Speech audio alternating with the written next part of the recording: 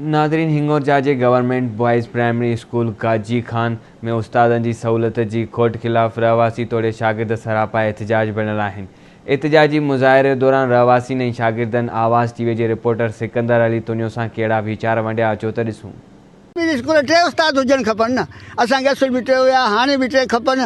असांजे मुतालबे आहे त चौधारी बि निकिरे, बुनियादी सहूलियतूं मिलनि ऐं इहे छोकिरनि खे उस्ताद टे मिलनि जीअं हर शइ पटे वारा को बि अहिड़ी शइ आहे कान। असां चवणा त उहा दीवारूं बि निकिरनि ऐं टे उस्ताद बि मिलनि ऐं जेका बि सहूलियतूं आहिनि असांजे ॻोठ में अची वञनि, जीअं उहा मुस्ताद बि अची वञनि। ॾिसी सघो था दीवार बि कान्हे का, ऐं हिन खां बिजली सहूलियत आहे। गर्मी हाणे काफ़ी ॾींहंनि खां पोइ तमामु तेज़ थी वेंदी। असांखे सोलर ऐं पखा बि स्कूल जे शागिर्द मासूमनि लाइ खपनि।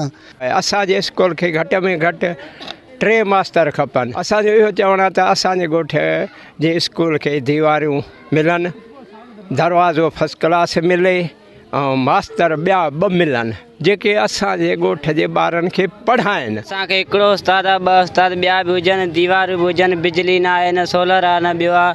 हिते ॿार 158 खनि ॿार आहिनि, अदम दाख़िल 70 आहिनि, दाख़िला 88 आहे। हिते उस्ताद 1-2 जी ज़रूरत आहे। अकेलो आहियां, चलो त चौदीवारी न आहे त असांखे तहफ़ुज़ न थींदो। असांजी सोलर प्लेटूं जेकॾहिं वठूं बि त हिते कल्ह 2 ॾींहं में खाट लॻी चोरी थी वई आहे।